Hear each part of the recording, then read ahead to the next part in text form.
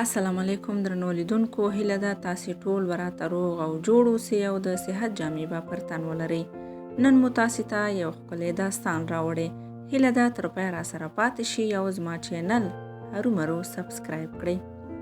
وایي چې د یو صحابي لور پیغله شوې وه. غوښتل یې چې کوم ځوان ته یې نکاح کړي، نو د یو ښه ځوان په لټه کې و، تر څو د لورکۍ پاتې ژوند یې ورسره وتړي. یو مناسب ځوان یې پیدا کړ، خو زلمي ورته وویل زه باید لومړی ستا لور وګورم او وروسته بیا فیصله وکړم. ځوان یې کور ته بوتلو. کله چې لور راغله نو لور یې پرده کړې وه.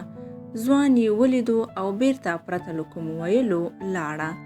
زلمي ورته وویل ما خو ستا لور ونه لیده، هغې خو حجاب یعنی پرده کړې وه. صحابي ورته وویل لور مې ویل که چیرته مې زلمی خوښ شي نو مخ به ورته ښکاره کړم، نو دا چې خوښ یې نه شوې نو ځکه بیرته لاړه. دوی فکر کوي چې اسلام یوازې نارینه ته حق ورکړی دی، خو نه، په اسلام کې د ښځې او نارینه حقوق یو برابر دي، او دا چې موږ دلته له اسلام څخه پښتو ته ډیر اهمیت ورکړی دی، دا زموږ خپله تیروتنه ده. د همدې پښتو د لاسه زموږ د ډیرو ځوانانو پیغلو هیلې ارمانونه تورې خاورې شول. ټول ژوند یې د ناخوښو سره په عذاب کې تیر کړ او تیروي یې.